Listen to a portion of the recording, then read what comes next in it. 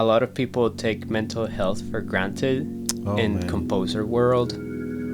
Having conversations with her about things that I was doing back then that wasn't being very healthy for me, it was so necessary for me to start having work-life balance.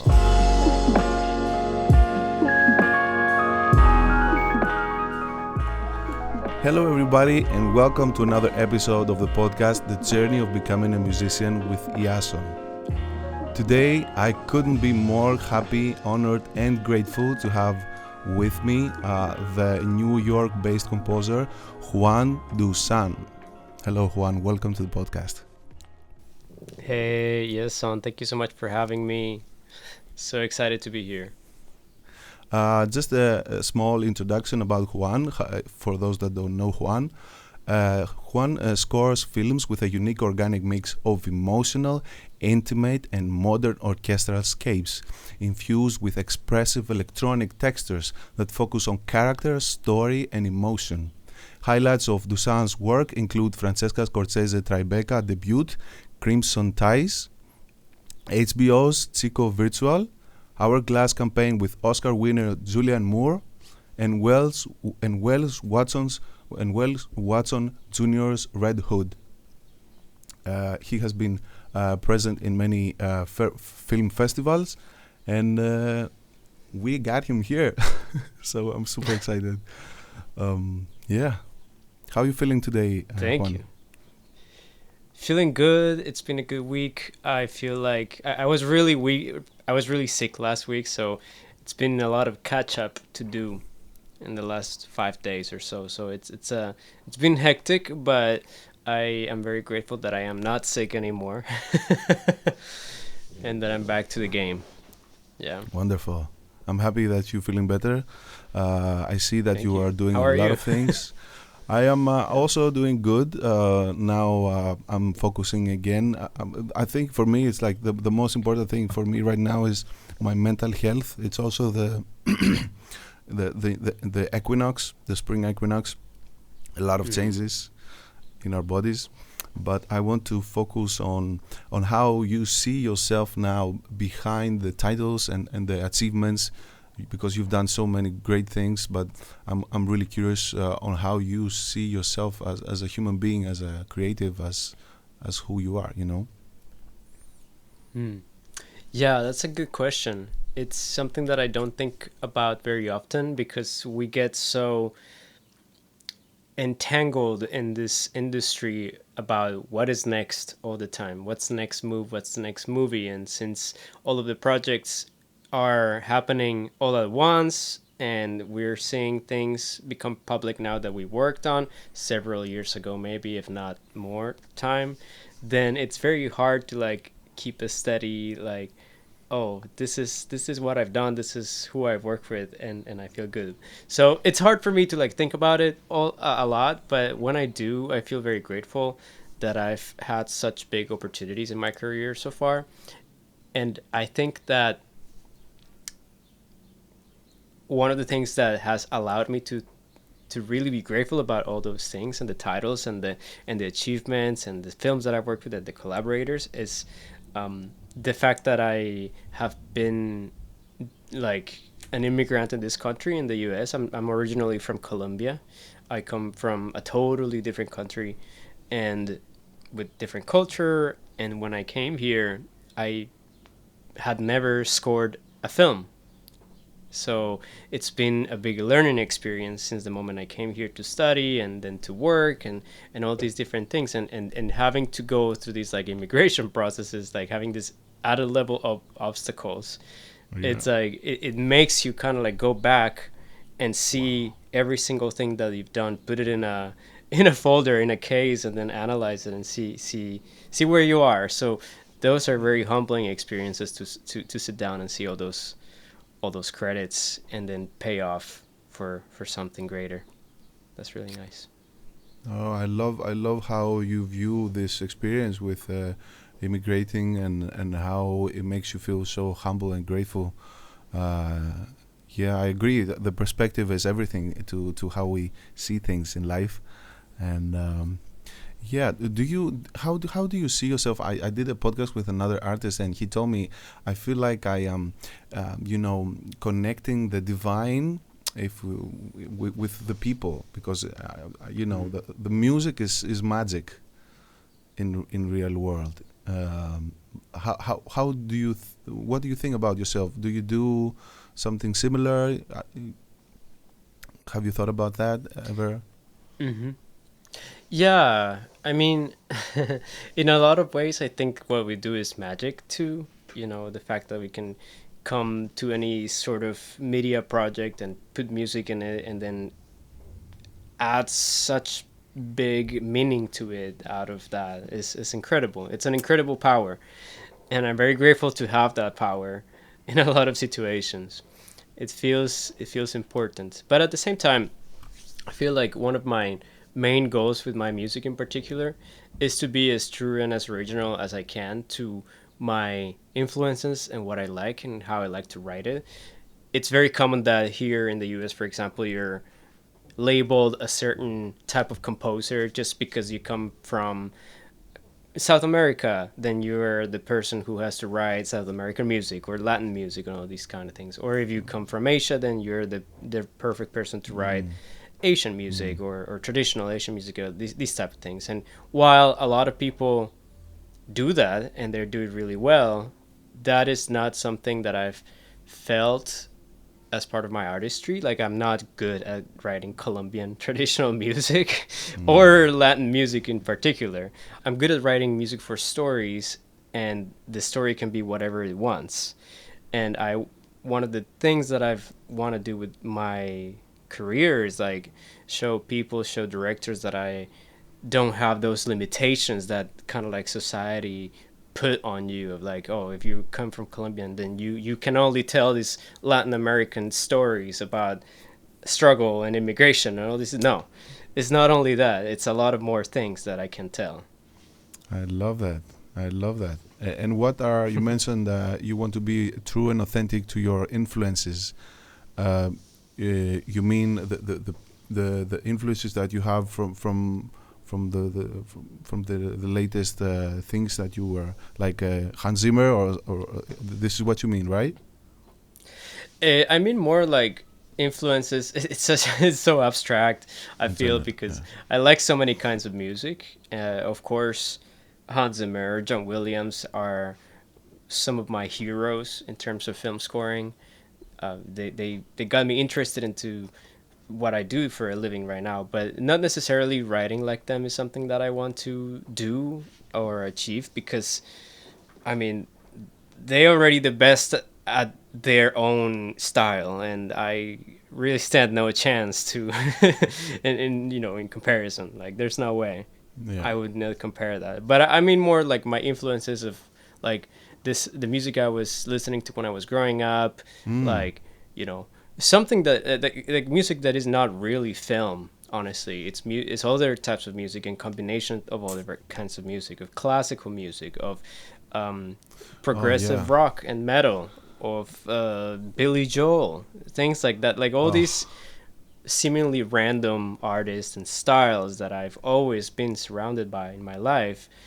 Now it's a time where I kind of like have internalized all that stuff and abstract it out, and kind of like my music is like it's like that. It's some form Ah. combination of that.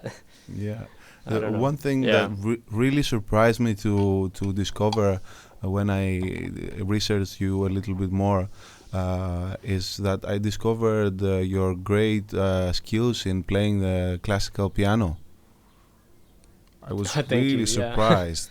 Amazing skills, like you really blew me away because in your Instagram page it's Thank you. not so visible, so present this thing, and that's great too. Hmm.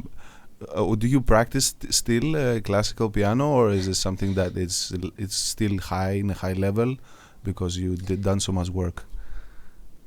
I would say that I stopped practicing that much. Like I went to school. I did several years of classical training, and I was studying to be a concert pianist. I was Wow. going into competitions, studying at the university, practicing 2 4 hours a day, this very hard repertoire that I was very extremely passionate about.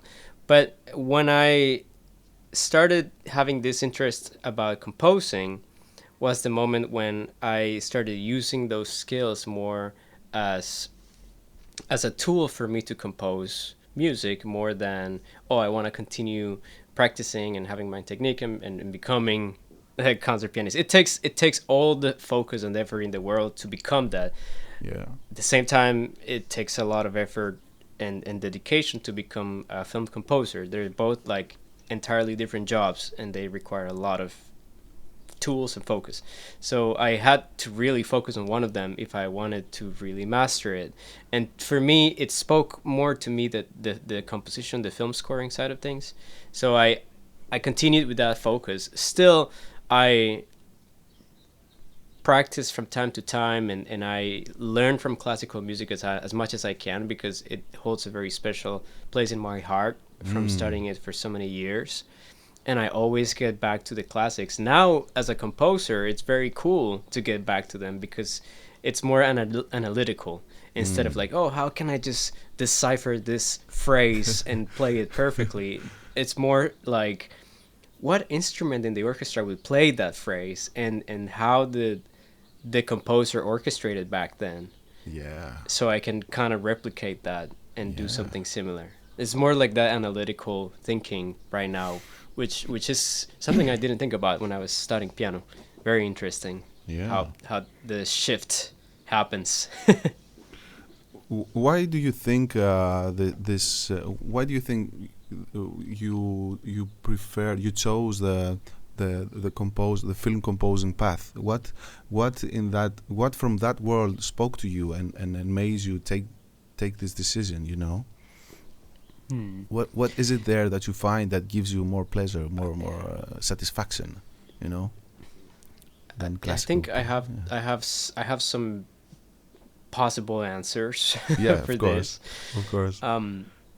One of them being that I had always an affinity to cinema since I was a kid. My parents were they were always very open for me to watch the films that they were watching. So I remember watching The Matrix when I was very little. I remember watching Indiana Jones, the Star Wars, the classics, all the classics, right? And like as a kid growing up in these worlds, it's very cool and interesting. And I was not thinking about the music back then. I didn't even put two and two together. Oh, there's a composer who's actually doing this. No.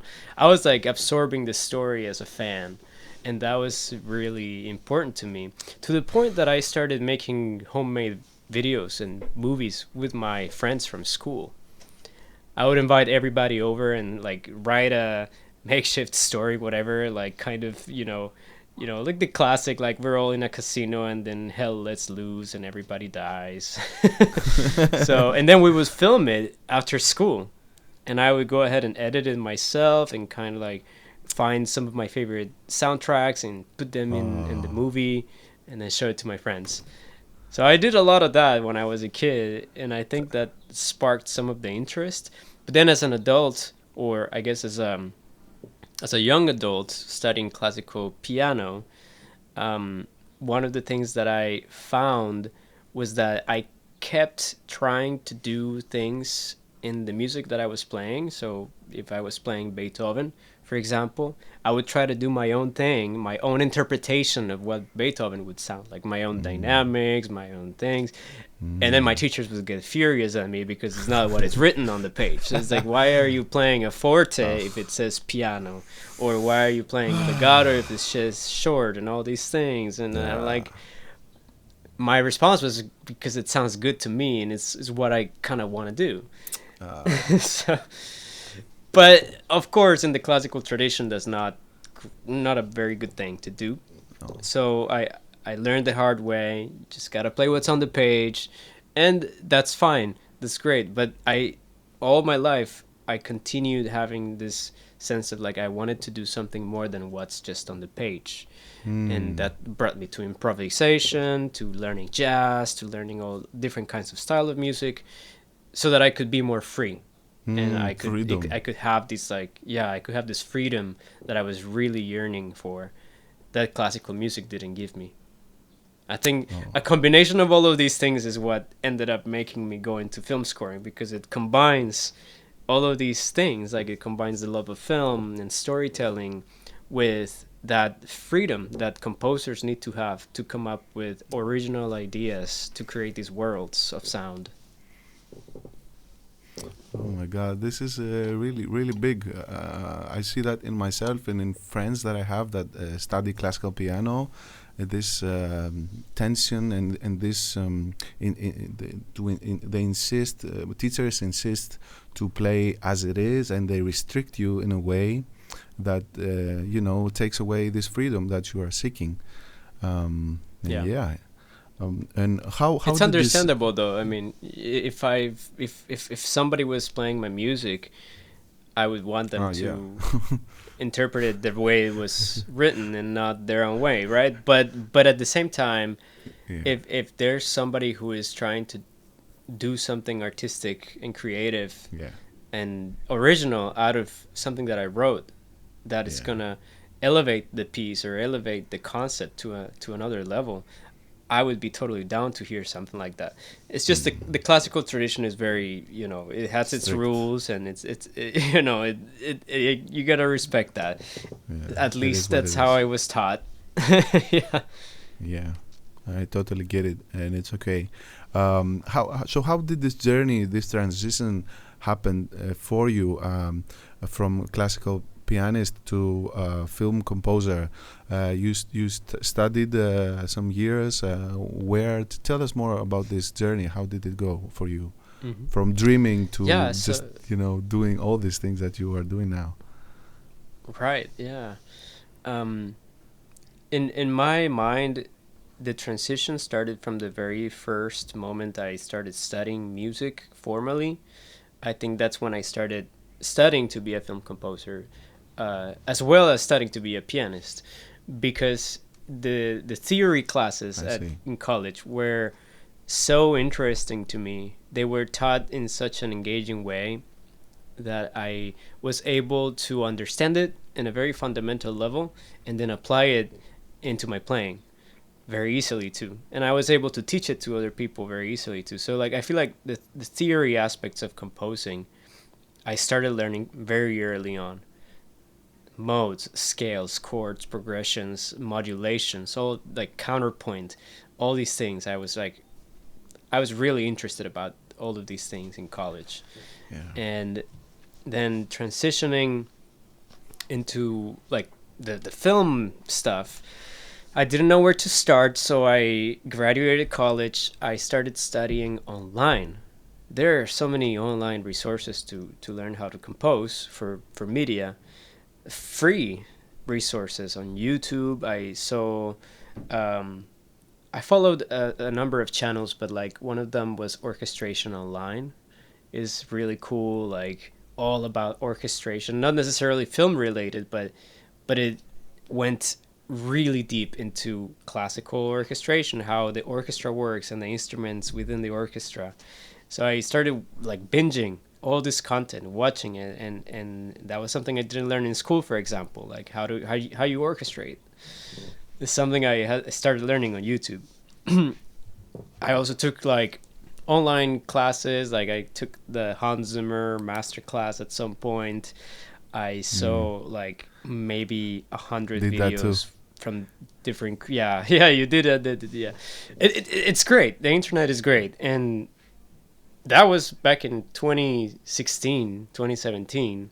And fast It's forward, now been, you did your yeah, own, fast over now. domestica, I think, right? Yeah, yeah, I made my own course. We can get into that later too, Oh, amazing. but what I was trying to say is that today's 2024, the amount of resources online have multiplied, Yeah, that people can use to study this thing online. All the information is out there. But then for me, in order to really transition and start working in the field, I wanted to be in a space, in a place where this was like a recognized job that I could do, and I could earn money from it, and I could connect with the highest level people. So that's when I decided to move into doing a master's degree in the US, in New York or LA. I decided for New York because I like it more as a city and I have family around here. And I got into NYU, into their master's program in film scoring. And I was super grateful to go there. That's where I met all of my friends that are composers. That's also where I met all the first directors that I worked with who were in the film department of the university.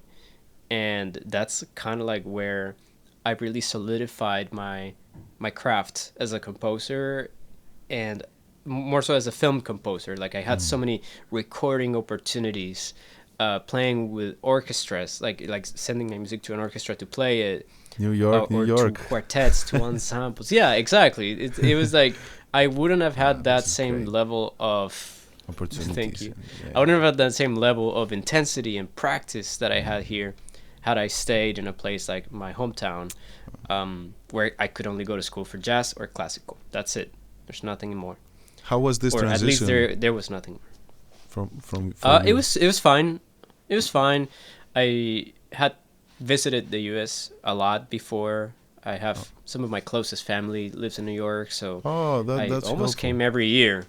Yeah, I was pretty used to being here, and that was one of my biggest dreams in life. Was like I have to live in New York at least once and make it. Hey, shout out to that. And my parents were so supportive Cheers. with all this dream. They still are supportive with this dream, and they want to see me continue to have successes in life. But obviously, it took a lot of work and a lot of dedication to just. I mean, it is not only going to school for it, right? It's like how much more than that you put into it that really determines how well you're gonna do after.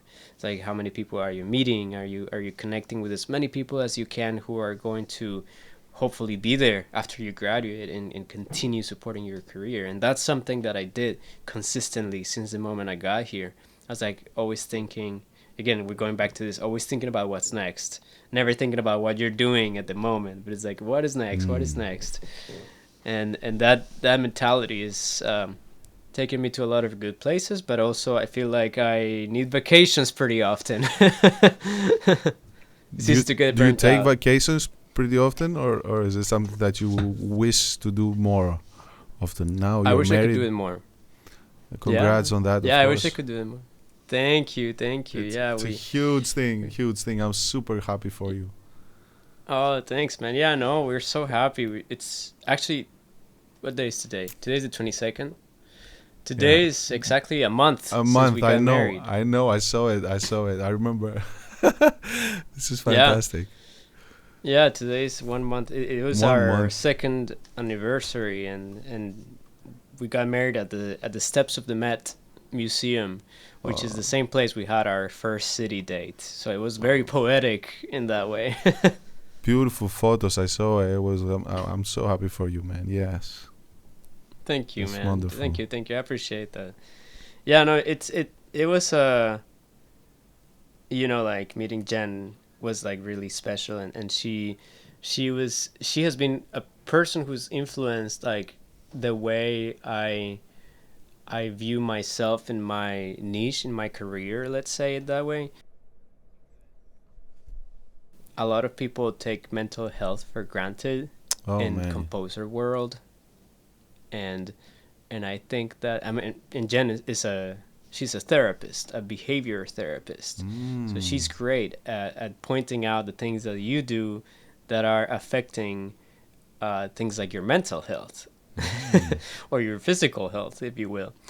So having conversations with her about things that I was doing back then that wasn't being very healthy for me, it was so necessary for me to start having a more balanced work-life balance. Yeah, I mean, understand now. Yes. repeat the word, but yeah.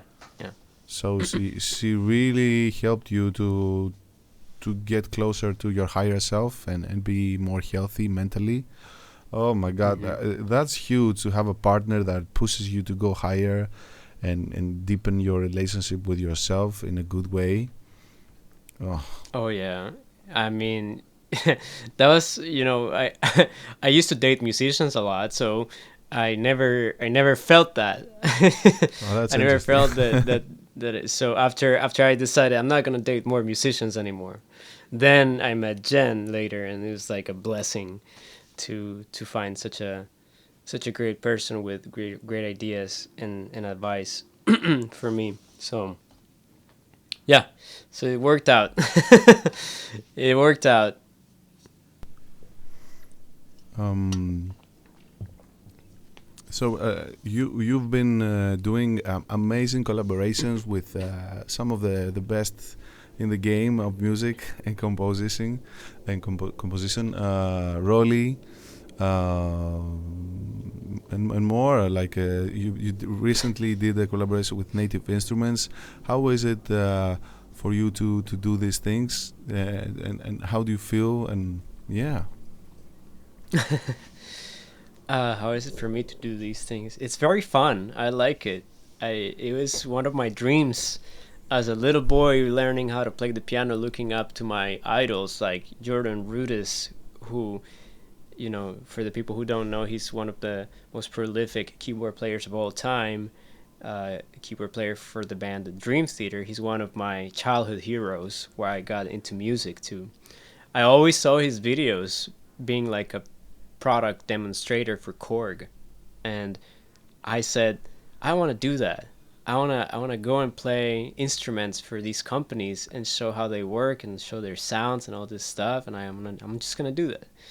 And fast forward to right now, I found my own kind of territory in Instagram where I do that all the time, but I focus it on companies that make tools for composers and for media composers.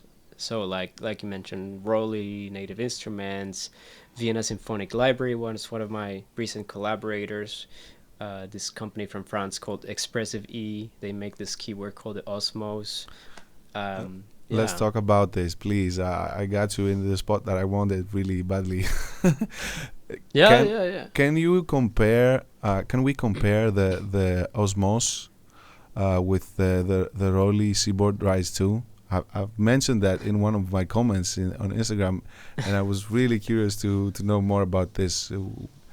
Can you tell me more, because you've already done a presentation on the Seaboard Rise, on your detailed one, and you know a lot, so you couldn't be more appropriate to talk about these things, I think. Thank you. To be very honest, I think that there are two very different instruments that have a spot. Um, they have their own strengths and weaknesses, of course. I feel like the Seaboard is an instrument that you can play it in more ways than you can play a piano, for example. Hmm. It just it's not trying to be a piano by any means. It's a Yeah. totally different playing technique, totally different instrument. You kind of have to think all the time about intonation, the way that your fingers move in the instrument makes me personally want to play certain kinds of sounds, like Yeah. organic synthesizers, pads, and like flowy things that I can do this, right? I can do that with.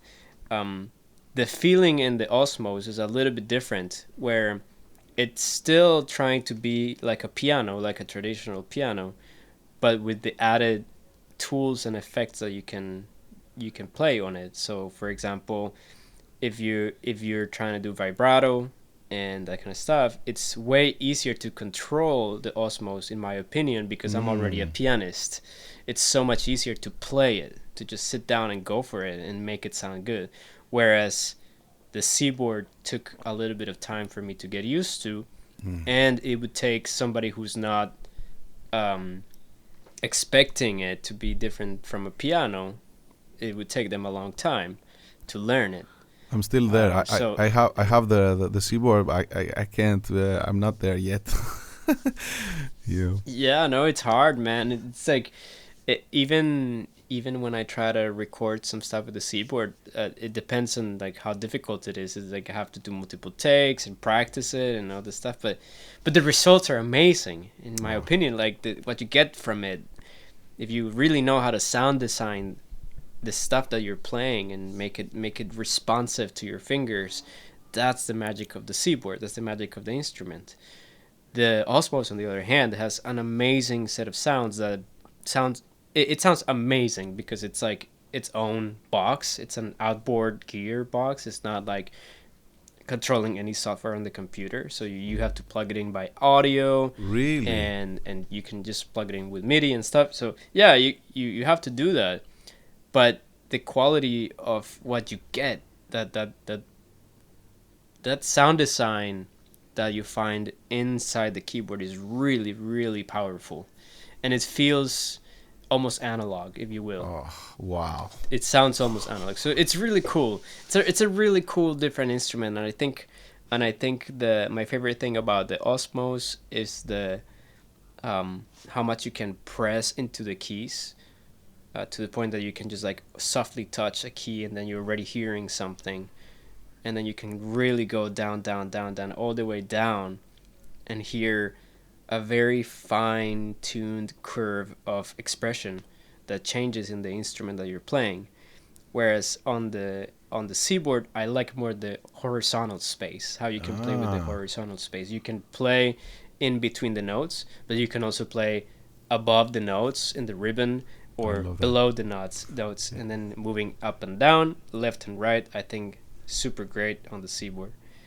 So yeah, that's kind of my comparison between the two instruments. I use both of them equally for different purposes, but they're amazing, and I don't think one of them is better than the other. It's just different tools. Different tools, yeah. And the sounds that they have, they're really appropriate for the genre of music that you are working on. Yeah, thank you. Yeah, they do have a lot of really cool sounds. I'm gonna say this though, a lot of people think that the Seaboard is like a replacement on a lot of like orchestral libraries or sounds. And I wouldn't see it that way. I think that's seeing it the wrong way, because the way orchestral sample libraries are made, they're not made to be played with a Seaboard. They're made to be played with a keyboard and with controllers that you can use to trigger certain samples that are pre-recorded. When you go and try to play these libraries with a Seaboard, it's very complicated, because then you're adding the pitch bending element, which a lot of these libraries don't have because they don't program it in. You're technically breaking the library in a way by trying to do this. So I would keep both worlds separately. Use the Seaboard for MPE compatible stuff. There are plenty of libraries that are MPE compatible. That to explain that, MPE is the technology that they use to make sure that you can like do all the things like go up and down at the same time, or pitch, vibrato, all these things. So yeah, there's libraries that are compatible for this, and there's libraries that are not compatible for this, and I wouldn't try to mix them. It's just a bad idea. It's just a really bad idea. What are some examples of the libraries that are compatible with the Seaboard that are not from the Equator 2, from Raleigh? That are not from Equator 2. Okay, good. So Equator 2 has its own sounds, and they have expansion packs. The expansion packs are, they have like an orchestral pack, for example. So for people who are looking for, can I play my violin on the Seaboard? Like, get the orchestral pack. It's especially really good for that. There's also synths that are like Omnisphere is MPE compatible, Zebra is MPE compatible, Serum. These are all like VSTs more than sample libraries. But now there's also sample libraries that are compatible with MPE, and I think one of the most common brands for this is Sample Modeling. They make extremely realistic, acoustic sounding instruments that are made for the Seaboard and for MPE instruments. The Osmose, for example, is another MPE instrument, so you're gonna get the same issues with it. But with both of these, they have modes that let you play them as a regular keyboard. not as an MPE keyboard. So if you switch it up to play it as a regular keyboard, then you can play all your regular libraries with them. You're just not gonna get access to the vibrato functions and all that special sauce that you want to get. Hey.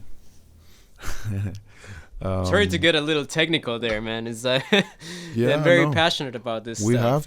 have to. Yes, I'm also Yeah. very intrigued to learn more about this because people like you really inspire me to expand my art and just explore more. You really inspired me to go after, not go after, manifest like scoring for a film. And it's really great to see someone doing it. I get inspired so much. I cannot describe this. I would love to know what is your favorite piano VST. What are some of your favorites? No. Maybe no. You cannot talk about it. Yeah, no, I can't talk about it. I just have so many. My favorite. Oh, that's so hard, man. Maybe It's top so five. hard. Top five, let's say. Top 5. Yeah. Um, I already know the answer to my some. most recent favorite is the Noir by Native Instruments. Yes. I think that's a fabulous piece of, sampling. It's so cool, the stuff that you can do with it, and how close and real and intimate, but also how far and distant and dreamy you can make it sound, all at the same time. It's pretty cool. The Noir by Native Instruments. I've been using a lot of the Fazioli F212 by Vienna Symphonic Library. That was honestly a revelation for me, coming from the classical world, listening to all these like old classical recordings. It sounded just like that. It was really amazing. Yeah, I was like playing it, and it brought me back to my classical days, playing in concert halls. Yeah, crazy cool instrument. One of my favorite things about it though is how responsive it is. Sometimes piano libraries tend to be a little stiff, or like you play them soft. It has like 8 levels of velocity, through like soft, medium, hard, and it's cool. But then when you're a pianist, you develop the sensitivity to like play softer than soft. So it's like you're really playing like the notes so slowly. A lot of libraries don't respond at that level because they can't. Like it would have to be like the actual instrument, the piano. But then this Vienna library responds so well to like this very soft touch. It's amazing. Okay. It's amazing how responsive it is. You got me. I'm gonna try the 30 days free version. Yeah. Of the demo. I recommend it, man. It was I didn't know I was gonna like it so much. I'm honest with you. I didn't know. But then I feel like the Noir does a better job at the creative patches. The Noir has a lot of the felt piano sound that is so popular nowadays. It's so nice and pretty, and it has a lot of creative. They have something called the particle engine. That stuff, I love that stuff. I mean, because putting piano in a score, you never know if it's gonna land well when you put the piano in your score, because it can end up being really cheesy. You don't want that. So the more creative the piano is, the better. What is a piano that you you use the most in your compositions, in your scores? Or do you record? I think the Noir has to be the one. The Noir. Nice. The Noir, yeah, and I have other like favorites. I have the Una Corda is really cool too. Hey. The 1955 Walker from Ember Tone is also really cool, especially for classical and jazz type of sounds. What about yeah, I would say Keyscape? That's like, what about Keyscape? Keyscape is great. I mean, yeah, Keyscape is great, but at this point, I think everybody can tell when you're playing keyscapes because it's so well known. So like everybody can can hear it now. It's like there's some libraries that you keep hearing nowadays. It's like, Yeah. because they're so good, obviously, then everybody starts using them. There's like Yeah. the Tina Guo cello. The library is so good, but now it's overused to a point that once you hear it as a composer, you're like, oh, I've used that in my music. It doesn't sound so cool anymore when others are using it too. Of course. So yeah, in my philosophy now, it's like try to find the great sounds that feel uncommon, that feel different, so that nobody can tell what they are, not even myself. Love it. Yeah. Tell me about your first experience in with conducting an orchestra playing your music. I really want to listen to about this. I saw the videos. Tell me more, please. I want to know. It was terrifying. It was Love the terrifying. Yeah, I was not. It was on time. It was session. It was a session. It was not a rehearsal. I read the post that you said the difference between those two. Yeah, it was an actual session. Not any session. It was a session at the Fox scoring stage in Los Angeles. This is in 2021, so it's a little bit of time ago. And it was terrifying because it was technically my first experience conducting anything at all.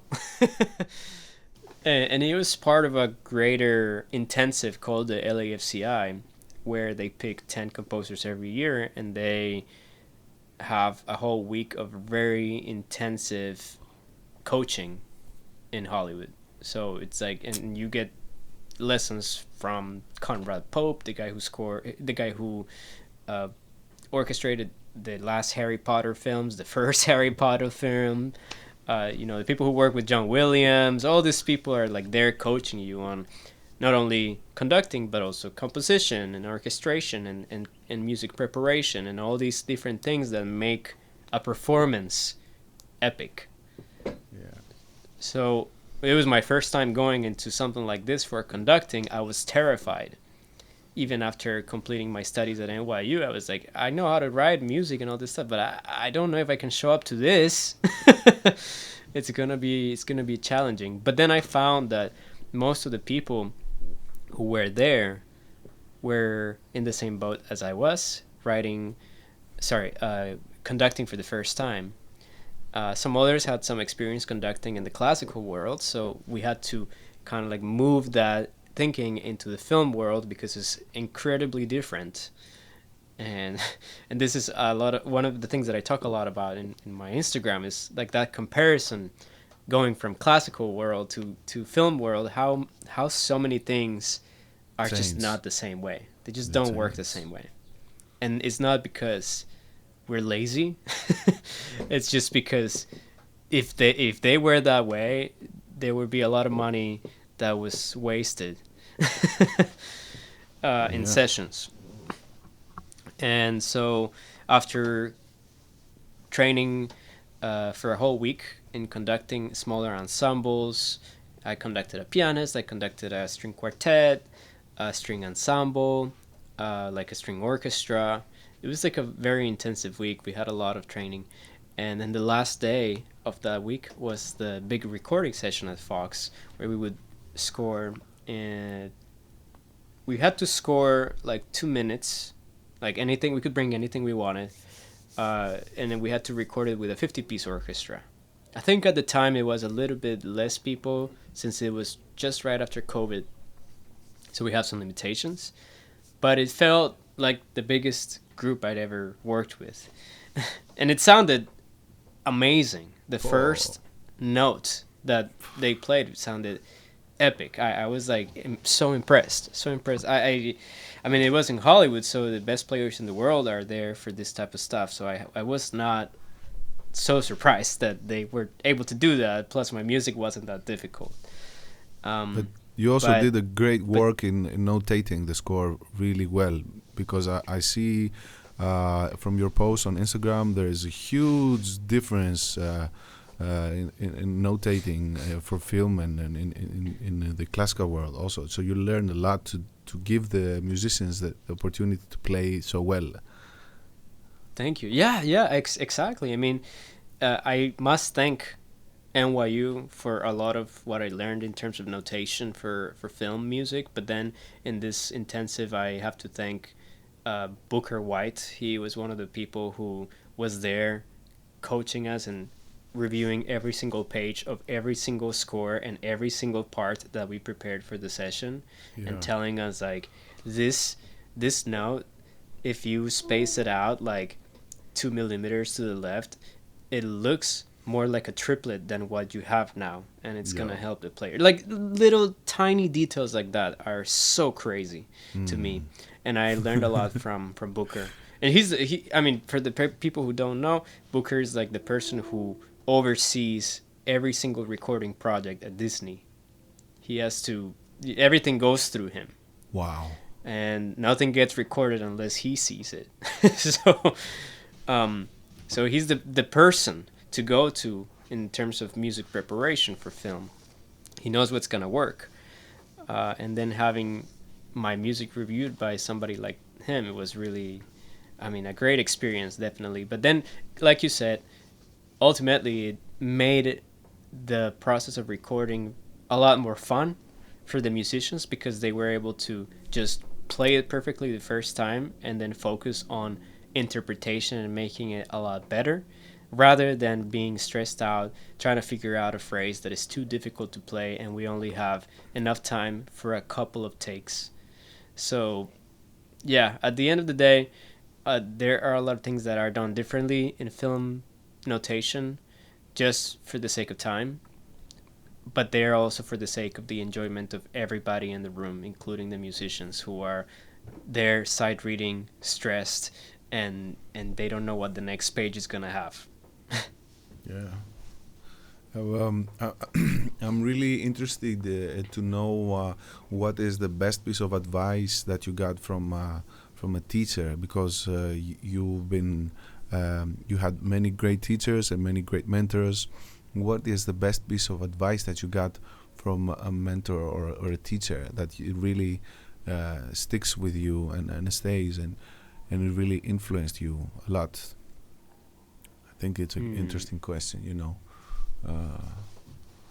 Oh wow, that's good. And you also have teachers from the classical world and from the film world. So yeah, from these two worlds you learn different things. But what's something that really you really remember, and it really helped you to be the man you are now and the musician you are now? there was something that I might be. I mean, I have so many, like you say, so many teachers that have said so many things to me that I remember. But one of my mentors here at NYU was, it was my composition teacher. His name is Mark Swasso, and he told me one time that I was preparing for a recording session with an orchestra, that you can take very few players, and if you write this way, if you write well, and if you double the right instruments and all these things, that ensemble is going to sound way bigger than a really big ensemble that is not so well orchestrated and written. So it's not always about the amount of players, the scale and all this stuff, but it's more so about the way that you're utilizing the players. Yeah. That was really good. Yeah. That was a really good advice for me. And then also somebody else at the same conducting intensive, his name is Bill Ross. He is John Williams' orchestrator, and we had a few sessions together. He was reviewing my music. He said something very similar to me. He brought it all down together, and it kind of came for full circle once I was there. He was like, think about the orchestra in 3, maybe 4 layers. That's it. That's all that John Williams does. In his sketches, he writes 4 staves. Each one of the staves is 1 layer. and then he just says like this line is gonna be played by these instruments, this line is these instruments, they're gonna double this and that. But then when you think about that big ensemble as just like a little band of four layers, your ears are gonna have such a better time focusing on what's important, and what's not important is gonna be left away. Yeah. Because a lot of people think about, oh, an orchestra, you got 70 players, like everybody's gonna play something different, and we're gonna double all these things and split it up and all. and that was my thinking. And then Bill was like, no, keep it simple. Keep it. Yeah. Think about, if you can tell me right now, look at this and tell me the 3 or 4 layers that you can that I am supposed to be hearing, you're good. Then just make sure that you double lines and all this stuff. So those 2 pieces of advice were great in terms of working with orchestras and writing music. But then finally, and I hope that this is not too long of an answer because I've just had so much good advice from mentors. I don't really remember who said this, but somebody in NYU, I think it was Erwin Fish. I think he said that. He said something along the lines that of like, you have to, if you have a deadline, you have to meet it no matter what. Even if your computer goes on fire, you go to the store and buy a new computer and deliver that thing. Or even if like your cat jumps out of the window. Like, whatever can happen, like, no excuses. It doesn't matter. Yeah. You have to make the deadline, even if it means not doing the best work that you can. And I think this is a very exaggerated way of seeing things, but what it means is that you got to be able to adapt to change, because we're problem solving 90% of the time. As composers, it's always issues. Like, it's always like a tech issue here, or this didn't work, or the scene changed, they cut it out, and now you have like 3 minutes of music that you don't know where to put, or you have to add some stuff. Like, always problem solving and not making excuses about what you're gonna solve and how you're gonna do it. I think that's the biggest lesson. Resilience. Yeah, that's fantastic. Yeah. That resilience. Yeah. I hope it wasn't such a long answer. It just has so much to say. You have a lot to say. You have a lot of valuable to give. Yeah. So it's not long. It's just as right. Thanks. Yeah. I'm so intrigued to ask you. There's this phrase. I want to ask you if you agree or not with this. My music can speak for itself. I don't need no marketing. Agree or disagree, and why? Disagree. I disagree. I saw you did a post about this, but you asked the question, so I'm now reversing it. I think that music can speak for itself sometimes when it comes to people enjoying it. You know, people can come up with meanings of the stuff that they hear and their own interpretation of what it is.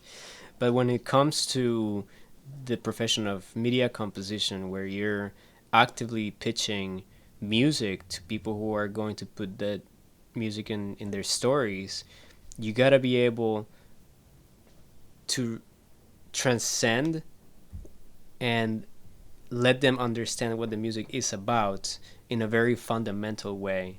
Because not always they will be equipped with the necessary knowledge tools like theory or composition knowledge to understand, oh, this is a French horn playing this and that's what it means. Of course. No, a lot of people don't have that.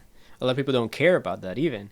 So like, being able to present your music and talk about it in a way that anybody in the world can understand, storytelling with that music is so important to let the people in and get the people interested to listen to it and transcend and understand what it is about. So yeah, I think part of the marketing, what I say about the marketing is like, we have to try to market the music in a way that we're telling these stories to the world in a way that anybody can understand, so we can allow people to discover our music and understand it, and not from a place of ego where we can be like, oh, I wrote this, and automatically everybody has to be interested in listening to it just because I wrote it and because I think it's cool. That's not true. Love this not point. necessarily true. Yeah, you have to be able to, like if you wrote something, you have to be inviting and be like get people interested in it somehow. There's a story behind it, probably. It's the same thing that we do with directors. When I work with movie directors, it's like, it's always the same way. We start by chatting about the story. They have all of these ideas that they want to try out, and at the end of the day, I sit down and start writing demos inspired in all of these conversations that we have, and then I have to go back to them, and I don't only just like, oh, here's what I wrote, check it out. No, I have to present the work and say, like, I wrote this inspired in what you said about this character in relation to this character, and that made me think of this metaphor that could be expressed in this instrument, for example. So it's like kind of like selling the music in a way that's very interesting, very very cool, and that way you can tell more stories with it.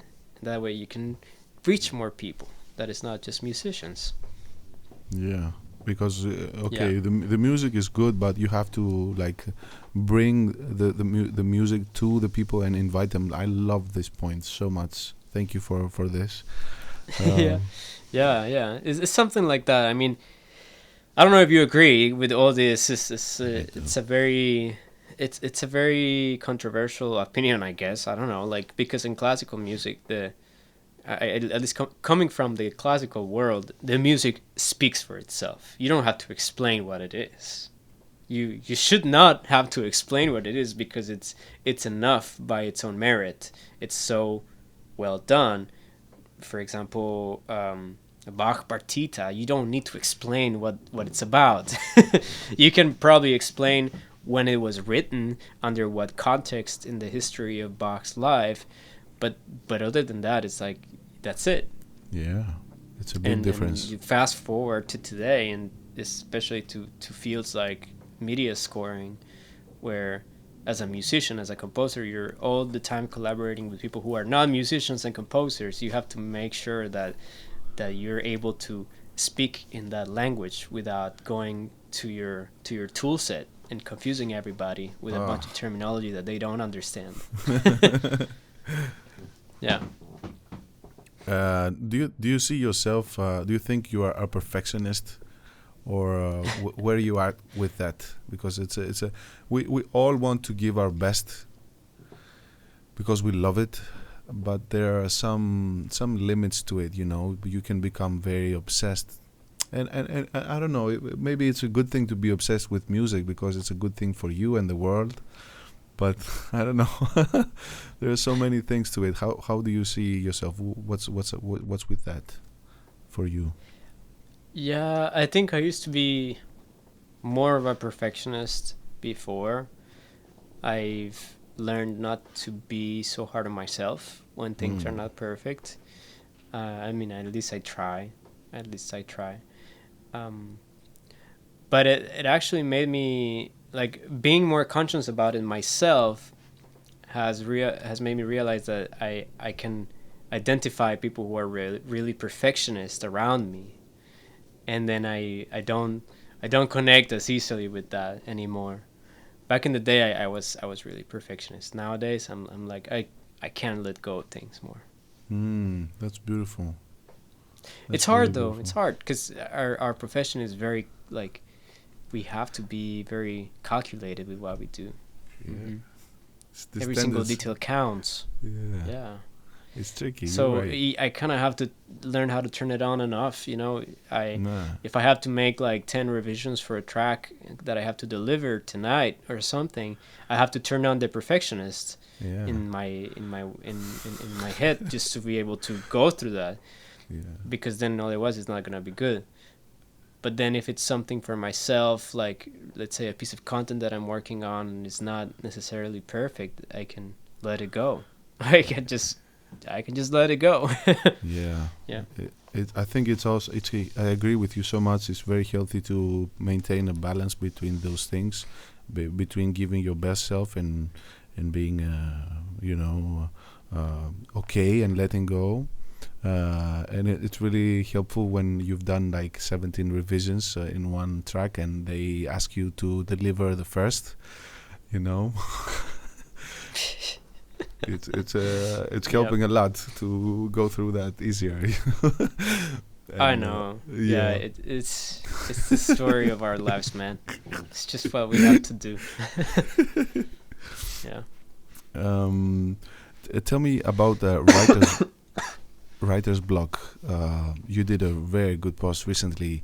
What are your ways to overcome writer's block, and is it something that you have often in your life? Not anymore. I think I have not writer's block moments, but more like writer's block seasons. They're very, if they happen, they're very long, and it feels more like a few months where I don't have as much creative output as I would want to, and then the wave comes back down to where like I have another month that is actually very, very intense. Like, oh, I'm writing every day and I'm doing all these things, and it's all a great idea. I So I see. feel like I have more of that. I don't know how to call that. It's just I guess it's just a natural wave of what we do creatively. But in terms of like sitting down and not being able to know what to write about, that is very hardly what happens to me anymore, because I have so many inspiration around me from other things. Like I see, like if I'm working on a film, it's easy because the inspiration is the film, the inspiration is the story, and all the conversations that we've had. So for me, it's harder to get blocked that way.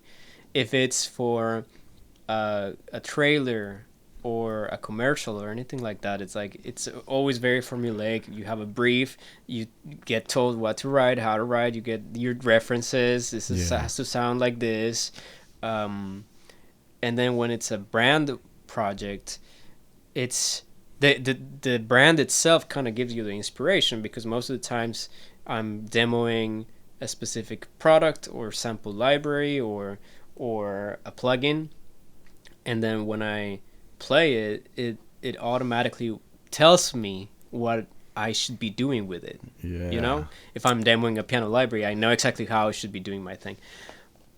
When I have problems of writing block is when I try to write without a purpose Ah. or a concept in mind. When I Yeah. go like free writing, for example, if I'm feeling like I wanna, like I practice writing just as an instrument, I guess. I would like sit down and write constantly.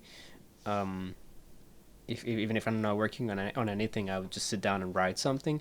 Those moments are tough for me because then I don't have that line of sight that I have when I'm working on a project. But then there's so many tools nowadays that exist that I use to just like get rid of that. Like, you know, ChatGPT has been a huge way in which if I'm feeling like I don't have an idea of what to do thematically or concept wise, I ask ChatGPT like come up with a story, come up with something cool to write about, and give me like a brief, like the briefs that I get from an advertising music house. Like give me something like that, And it but with your works. own spin on it, and it works. It just gives you a little summary of what you can do, and then you do it, and it's fine. Do you So use it often as a yeah. tool in your process, or just as an experimentation from time to time? Right now, just as experimentation, I've done. I mean, and to practice sometimes, you know, to get myself out of a creative block, even though it doesn't happen so often. Would Uh, you would but you I trust recently, would you trust ChatGPT to write for a film? Like if you have a no, film deal, yeah, would you trust no, ChatGPT? No. I don't trust it yet. So No, I that's yeah. can't trust it yet. No, I had a video that I did with Rolly. Rolly commissioned a video a few months ago that was all about writing a piece of film music with ChatGPT, like ChatGPT writing it, and I would produce the track. I don't know if you got a chance to see that, Of but it's course. somewhere on their YouTube channel. Yeah, so I, that I that wanted to talk experience, about it. like, Yeah. yeah, that experience was kind of weird because it wasn't trustworthy. Like the results that I got back weren't good. It was like okay. It was just like a basic okay Yeah. with some mistakes. And every time you try to go a little bit further, you try to ask it to give you a little bit more, like a counter melody or this and that, then you start seeing more mistakes, or you start seeing things don't make sense that much. It starts getting really confused.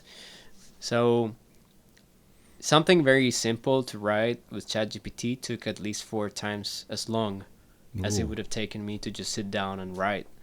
And for me, that's not a tool that I want to use if it's gonna waste me time like that. absolutely.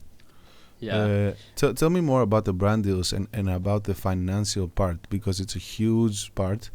As an influencer and as a composer, it's a huge part of your life. So how would you advise people to, to price, how to price things, and how where are these prices? Influencers, how to charge for things. I've seen you done some posts about Yeah. it, but would love to talk about it live here. Yeah, yeah. Of course. I Brand love it. deals. Okay. The holy grail of the internet. It's weird, man. Like, I got into the whole thing because of luck. And then everything I know, I've been almost like learning it because I've experienced it and not because I learned it from anybody else. A little bit of research online, obviously, like, is good to do. I just think about it as advertising. And if you think about this really well, a lot of people who are growing in the social media space and they're getting deals from these brands that are um, unpaid, or maybe paid with a product in exchange for a video. That's a huge deal for these companies. They're making so much money. I guess. I mean, maybe not. Maybe sample libraries is not such a big lucrative industry, but at the same time, um, people find about these companies through social media. There's like, they don't show up on television. They don't have Yes, billboards in the streets where they can see, like, their advertising, their main advertising ecosystem is social media. they need us. And so, yeah, and so for somebody to make a video of a product and not charge for it and promote it, it's like essentially free advertising. It is free advertising, I love that. especially if that person has an audience.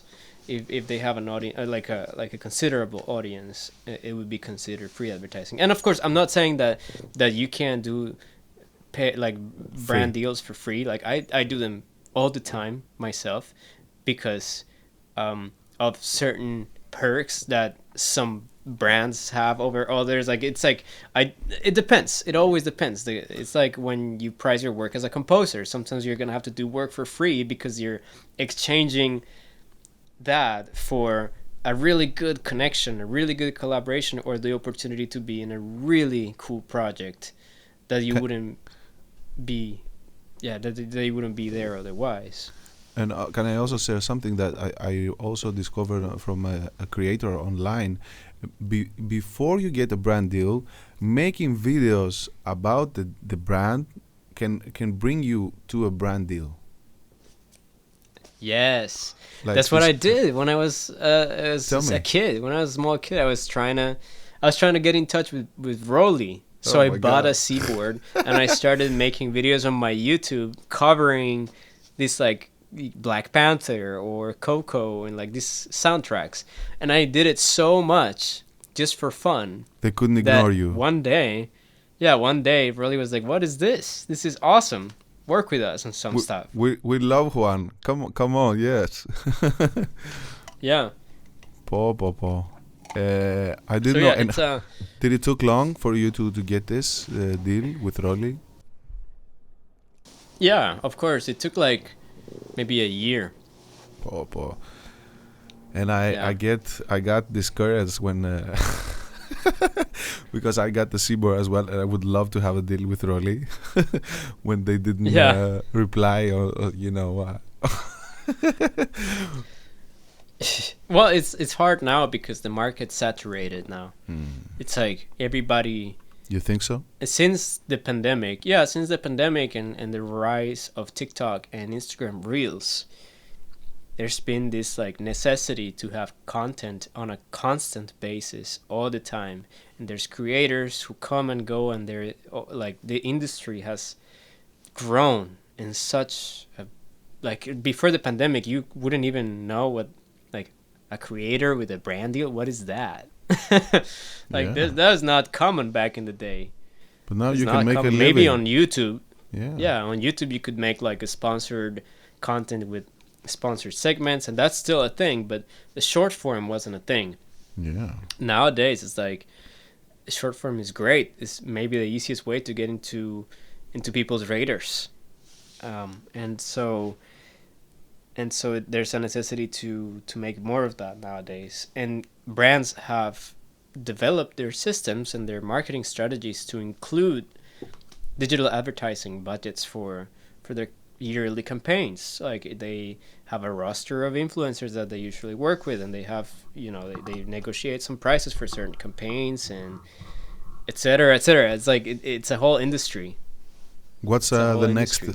the next big company to work on that you're dreaming, your dream collab with a big firm? I mean, you did native instruments. You did native instruments. What's bigger than, I don't know? Yeah, they're pretty big.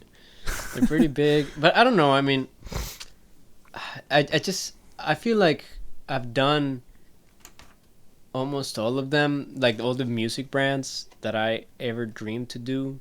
I work with Korg, I work with Native Instruments, Spitfire Audio. Like I've never done something for orchestral tools, so I'm always like I would be Open. very very excited and open to do something with them since they make such high quality products, but never done something with them. And then I would definitely like to expand to outside of the sample library community and be more like in the technology space. Like what if I did something with Apple, or what if I did something with I mean I've worked with them before, but like Logitech for example. Yes. But something like more creative, something that is not just like here's the new mouse that came out, but more like an artist collab, something like that Oh, that would be fantastic. in the technology space. Yeah. Yeah. I think also Sony would fit perfectly for you. You could also Yeah, Sony. use the Sony would be camera, great. write the music. It would be great. Yeah. Yeah. I mean, honestly, I'm open to anything, and I think I love the way that you're saying that because I'm always like thinking like where else can I tap into? Like if I've already worked with the music brands, who else would want to work with me? But then like so many people would want to do collabs with musicians and composers. It's like there's no limit. Just my friend Unica the other month had a collab with Bose and with Lovey, which is great. And it's like, what? That's amazing. So things like that are very cool, and definitely I dream of more of those because I don't know, it's fun. I like that it's like they pay me, I get to write music, I get to continue doing what I do, make videos. It's great. It's a win-win to me. I'm so happy for you. What other things Juan is dreaming now? Because you made your dream to compose films and score films score music for films, and do all these things that you already do. So you did your dream. What's the next dream besides the deals with brands? Have you ever thought about that? Yeah, of course. Yeah, it's one of the things that I have a couple of dreams. One of them, like let's take like the general dream is Yes. to expand the operations, um, so that I can free up more time for myself as a human. So that will probably mean like expanding my team, getting some help with certain things, so I can have more time for myself. Because that's one of the things that I want to prioritize always during my career, is like making Time. sure that I have time for me, for my family, and everything. That's huge. That's a big dream. I don't want to fall into the trap that a lot of people fall into. Is like it's just such a constant burnout forever. That's one thing. Second thing is that I want to continue doing all the stuff that I'm doing, but definitely working on more feature length projects. I haven't had a lot of feature length projects, more shorts, and I feel like I want to, continue exercising in the long form. I think it's very important, and it's what gets noticed the most in festivals and in general. So I feel like there's more opportunities to continue growing a composer career by doing more feature length content, like movies. And I'm currently working in one of them, so that's great. Hey, congrats. Yeah, thank you. And then lastly, there's another thing that I do as part of my kind of like as part of my job, which is I consult with other composers to help them with their social media strategy. Yeah. And I've been fortunate to have connected to this very prestigious AAA composer group in LA, and I've kind of like consulted with them in what kind of content to make, how to promote their music on short form platforms like I've done. So that more like consulting, kind of like social media guru, I want to almost like package that and put it aside as a form of an agency or something and let it run by itself, so I can Yeah. continue working on my path as a composer, and but still continue growing this thing that happened. Yeah, Yeah, to give more and Paul, but I love this. yeah. This is That's beautiful. my dreams, I think, right now. Yeah, I think I want to be a wholesome person. That's my biggest dream. I think it's just a matter of time. You already manifested some of your dreams. Now the other dreams are coming, are on the way. Let's hope so. Yeah, let's hope so. um, yeah, I love this conversation so much. I think I mostly did all the questions that I had in mind. But if you had a message to give to the people that are listening now, to your fans, to your friends, what would that be? What this message would be for the fans? Mm. Well, for my family and friends, obviously, thank you for supporting my journey. It's been so crazy since I started, and it's still crazy, and it's gonna continue being crazy. so, so we're out here. But thank you for supporting me, and then for the people who like maybe I don't know, or the people who are just coming across my world, I would say welcome and thank you for listening to my music, and for being followers in my social media. That's awesome. That's great that somebody is interested in all the stuff I say, all the stuff I post about, and I hope it's not too much. But yeah. I love that. Do you read books often, or is it something that you don't practice so much? Not often, no, but I like certain types of books. It really has to hook me for me to read it. The last book I read was last year. Oops, too long ago. That's all right. But it was called the Win Without Pitching Manifesto by Blair Ains. It's a little book. It's a really interesting book about how to become and how to behave as a leader in your industry. And just like in Teaching very you. like step by step, almost very detailed, like a rule book of like, if you want to come across as a person of incredible expertise in a certain field, there are certain things that you do to either like attract new clients or grow your own business or that kind of stuff. Like I really love like business books. It's something that I find a lot of value in because I didn't get taught that in universities. I didn't have business courses or business music for business classes, nothing like that. Yeah, I think is one of the most overlooked aspects in music education is the business side of things, and how like we have to think as entrepreneurs and as business owners, and it's really hard when we don't have business knowledge. So it's like, you have to try so I like and fail and learn from that.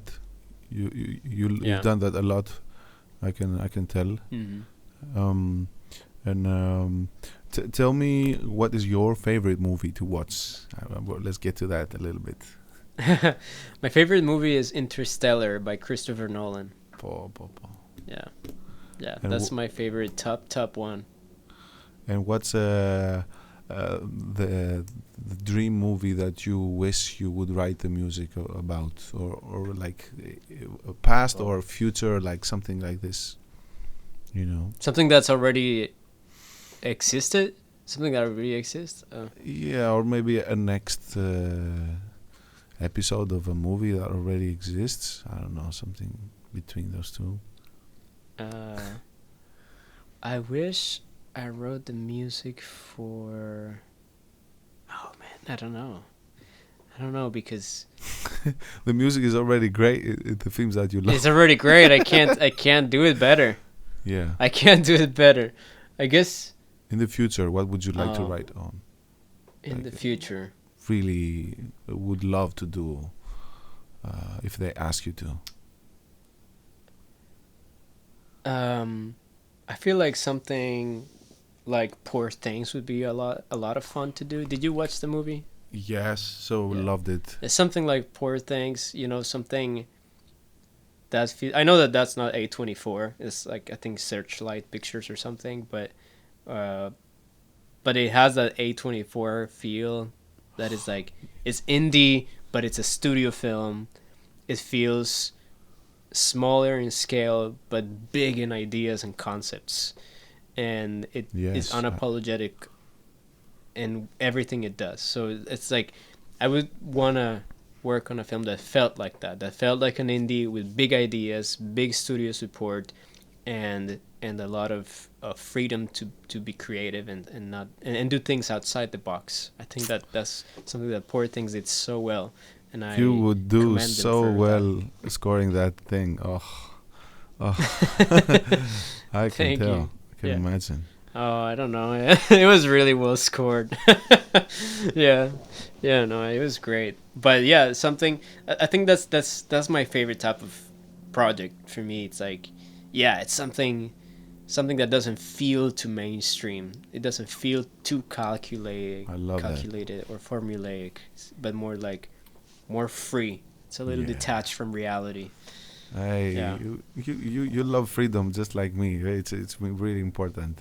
I agree. Mm-hmm. If you weren't a musician, what would you be in another life, like or this life? Like if you didn't take this path of being a musician, what would you do? What would be the alternative? Have you thought about that? I'll probably be I guess the obvious answer is a filmmaker. Like I would try to be a filmmaker, maybe a director. Yes. I love cinematography. I love telling stories, and I think that is true for whatever medium. So if I didn't have my musical knowledge, I would figure out a way to tell a story somehow else. And so maybe making movies. But then I also love food. I'm a foodie, and Jen and I all the time are exploring new restaurants and new recipes and everything. So I could probably see myself being a chef in a different reality, and I think it makes a lot of sense, because then you get to create your own your own pieces, your own plates that are based on your influences and your life and your experiences and what you've tried before. Oh So I my think god! it would be perfect for me to be a chef in another Wow. reality, or maybe I'll just become a chef later on in life. Yeah, when you've done enough Yeah, with the music, that would be fantastic. yeah, Um, yeah. oh man. Um, That's a good question, by the way. I've never had that question asked. I'm glad I did. I wanted to ask you something about where is it? Where is it? Where is it? Ah, yes. The as a video producer and editor, what is your favorite um, not DAW, like editing software? Yeah, like do you use Premiere Pro? Do you use what DaVinci? I use Premiere. I learned in Premiere when I was 12. In my little laptop, I had I would wait ages for anything to render back in the day, but I learned in Premiere and I learned a lot of Adobe software. I learned After Effects and I Oh, you learned learned after it. Wow. yeah. Yeah, I know I was obsessed with video and like motion graphics and all these stuff. So like in that era it was really fun cuz I could just explore. But nowadays I edit in Premiere. That's where I do all my stuff. I'm super fast in Premiere, just go boom. But You know the but shortcuts. I've like CapCut. Let's talk about CapCut. It's great. It's awesome.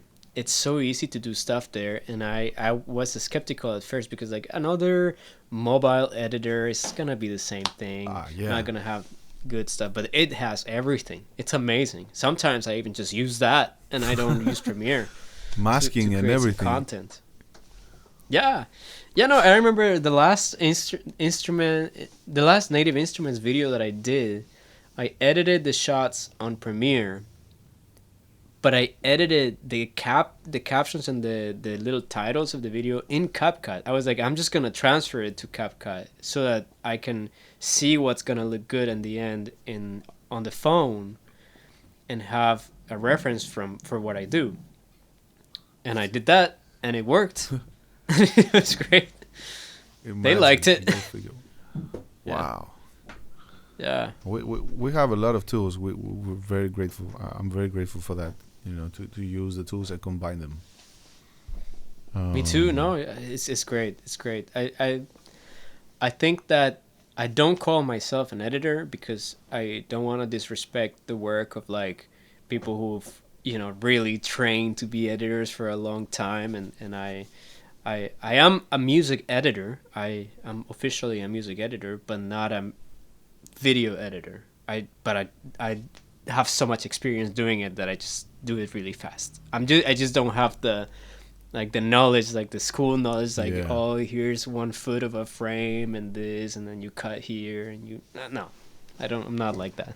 But your editing is great. I love it. It is really immersive and to the point and minimal. It's just everything someone needs to get hooked. Thank you. Thank you. I'm glad you like it. Just this is the last question. We did almost 1.5 hours. I'm super grateful for this.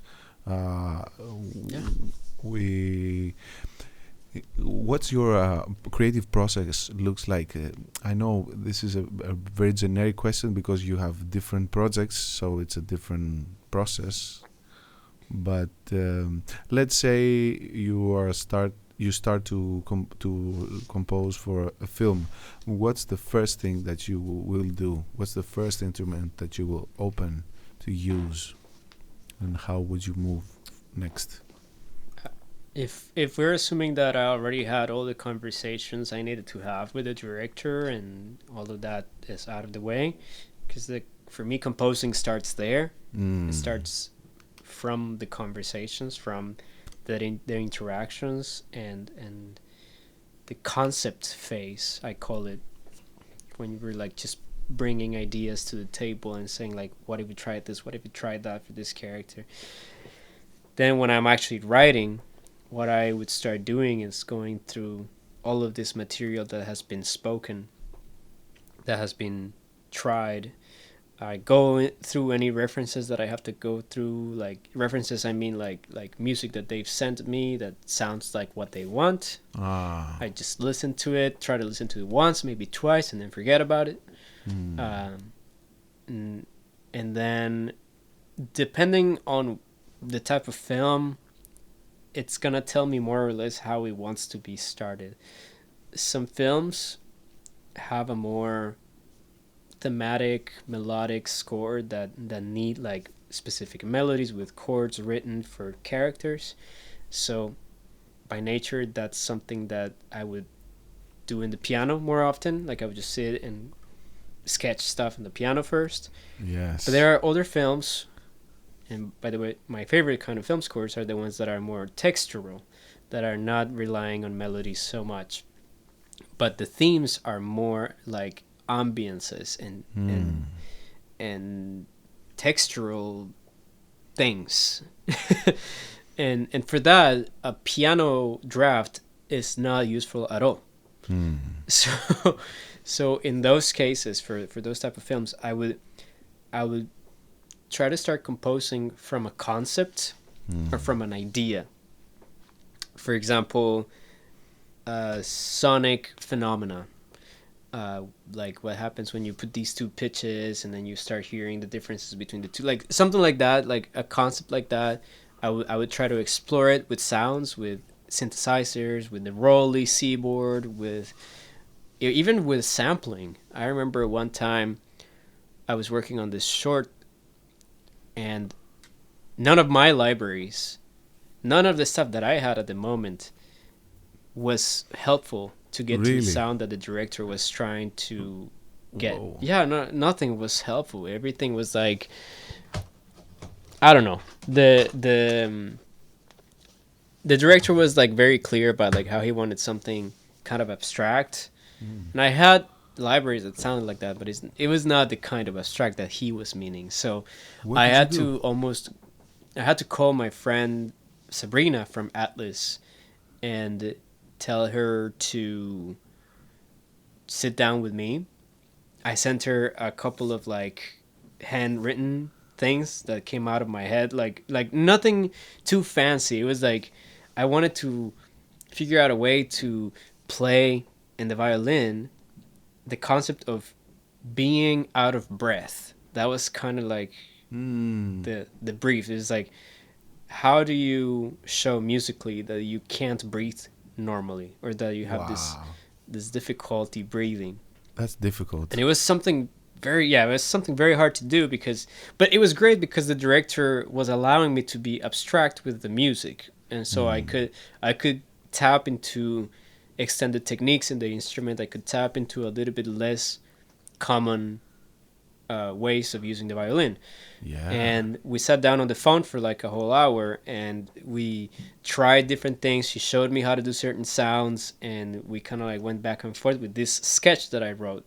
We recorded all in a phone on a voice memos app. She sends me like the whole hour recording. I chop it apart, and then I create like a mini boutique library out of that, so I could use those sounds that she made, but in my own demo, so I could show the director something. Because if I call the director and say like, yeah, I had a call, we found a way, it's gonna work, trust me.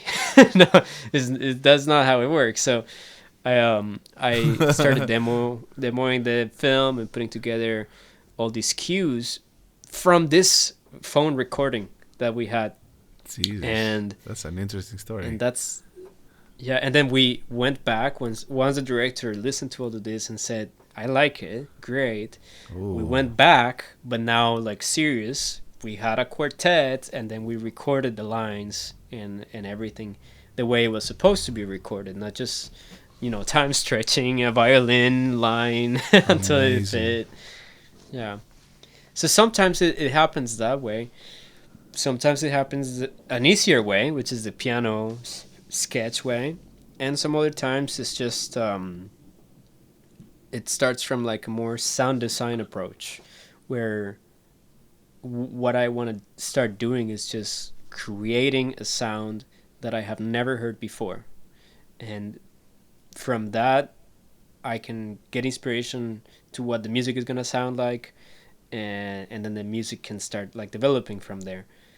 But yeah, so like it depends on the film, it depends on the project. Everything has its own needs.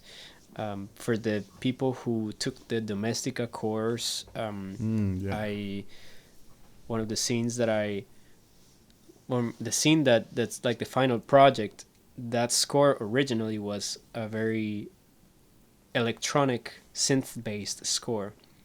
So there was no piano sketch at any time. There was just like this long, I think I wrote like maybe it was like 30 to 50 10-second tracks, very short, and each one of these tracks, or I guess snippets of tracks, they had these like vibes to them. Like I would send the director a bunch of them. Like, here's 10 little moods that you can listen to. Which one of these speak to you? Which one of these sound cool for a certain character? Love and that. then each one of them had its own identity, its own sonic identity. Not necessarily melodic or anything, but there was like a mixture of sounds that sounded like something. And then once the director got back to me with what they liked, I was able to extend and develop these moods into like fully fleshed pieces Oh, that came out from a combination of sounds. so interesting. Yeah. That's the creative process. You just gotta make it creative. I didn't have this challenge in my life, so I really appreciate you sharing this story, and I think a lot of people will find it very interesting. Man, I cannot thank you enough for this. What's your favorite quote? One quote that you have, like a phrase that you love, and it really resonates with you. Oh my god. That quote. It's very hard questions, man. I should know this. Maybe I can tell you mine. You tell me yours. We are spiritual beings having a human experience, not the opposite.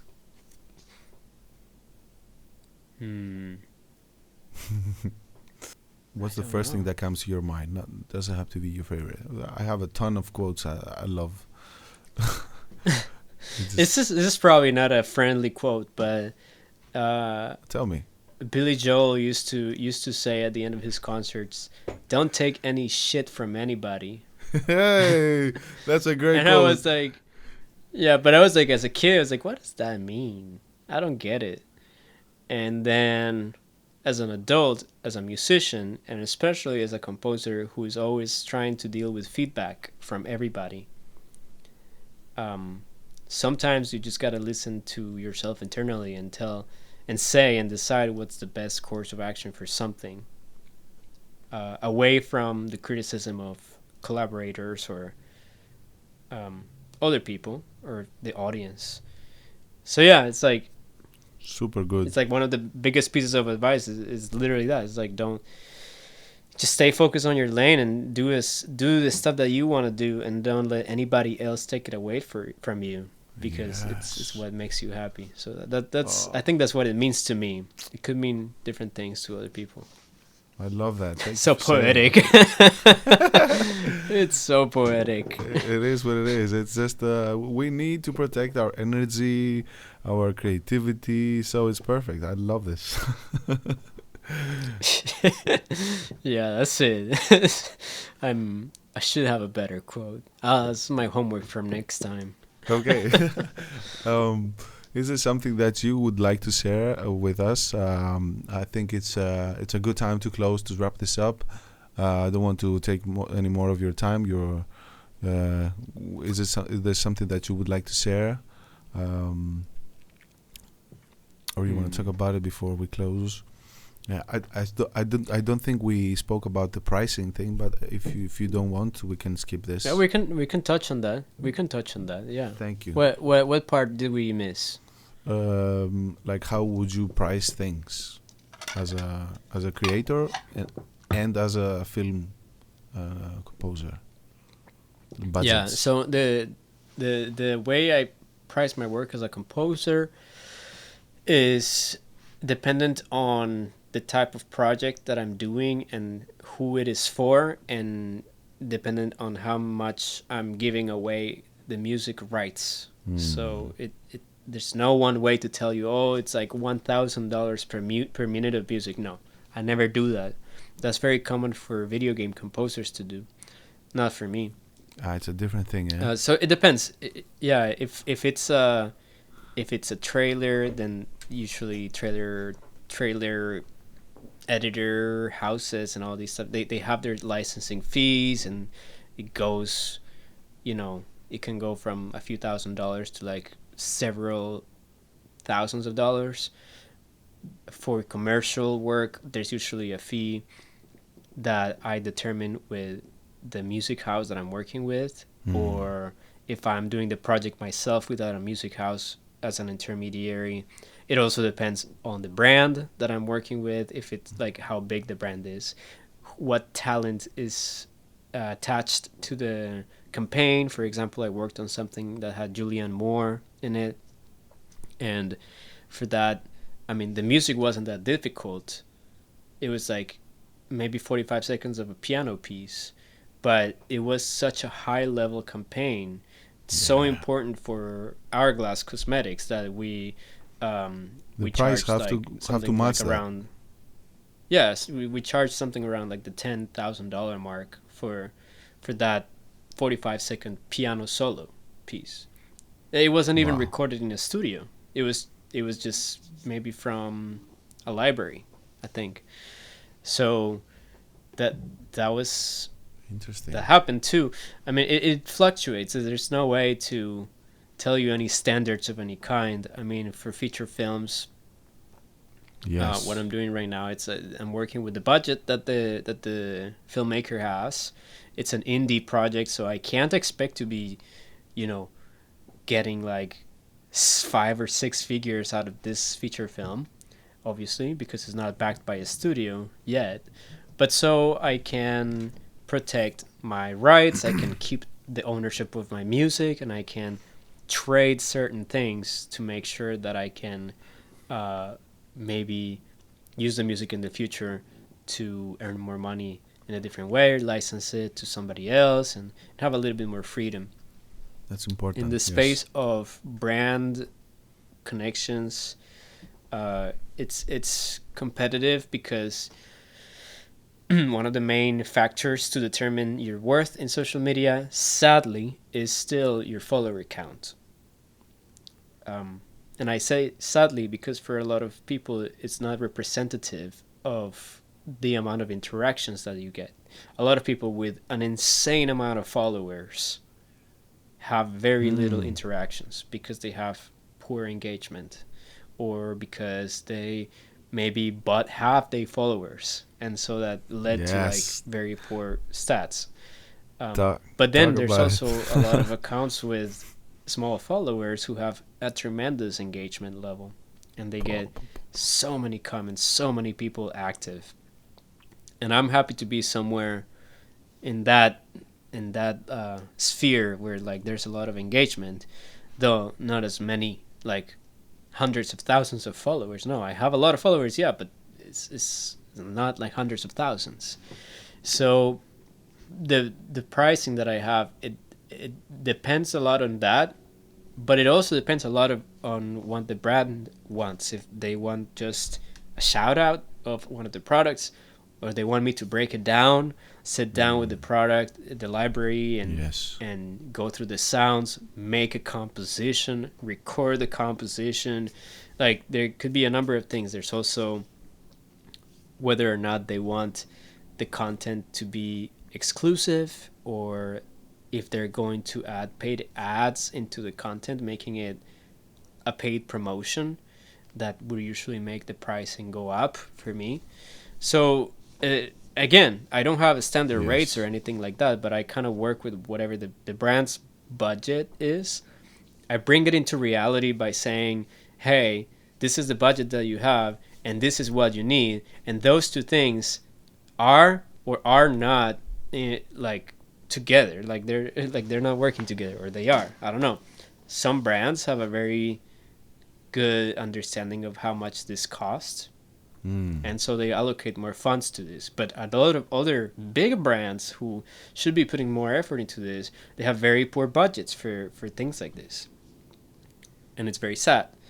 But again, a lot of creators in the space are trying to get a spot, and they try to get hired, so they are down to do videos like this for nothing, or for free, or for whatever. So, which is okay, but that, so yeah. I'm sorry that I can't be super specific with like exactly the prices that I said, but in a rough park in the brand space, I charge something like anywhere between like $800 for one reel, maybe 1,000 for one reel. It depends. Like maybe 800 to 1,600 for one reel, and then there's also bundles that go even higher, like when I just like bundle content, like, so let's say the brand wants 3 videos, I try to make it fair and make a little deal out of it. Yeah. So yeah, that's kind of where I am right now. It's great to hear all that, because a lot of people are now entering in this space, and it would do them very good to know these things, so they don't so they won't do bad for themselves, ask less, because this is a big thing. A lot of people don't know how much to ask, so your answers will definitely give some guidelines. This is where we are, at this level that you are now. Yeah, I would say that for the people who don't know how to ask, it's as easy as asking, like, number one, are you open to doing paid collaborations with creators? And number two is, if yes, then what kind of budget are you working with? And if those two questions are welcome, then I would try to move forward into a better collaboration with that brand. If there's no response from question number one, I'd say it's probable is because they don't have any budget. So then you can make your own decisions after that. But wonderful. I'm super excited, guys. It's time to wrap this up. I just want to thank you, Juan, for taking the time to bring this conversation into fruition. Thank you so much. I'm glad that you are here and we did this awesome conversation, and I can't wait to see your next projects. Thank you so much, Iason, for having me and for having these questions that are so cool and like refreshing. Very nice. Very nice. I feel very wholesome after this interview. Oh, I really appreciate it. Thank you. It really felt good within from your kindness. It's obvious from your content already, but being in front of you, it really feels good, and thank you for that. And yeah, I can't wait to discover what's next for you, the next deals, the next movies, all the dreams to be manifested in good ways. And hell yeah. And yeah, guys, thank you so That's much. What we need. Follow Juan Dussan on social media. I'm gonna put links below. Check out the podcast. It's gonna be on Spotify and YouTube, and some reels definitely on Instagram. And yeah, stay tuned. I'm coming with more episodes. I'm getting Toby Weiss from the game film scoring world very soon. I love you. Till next time. Take care. Bye. Let's go, Toby.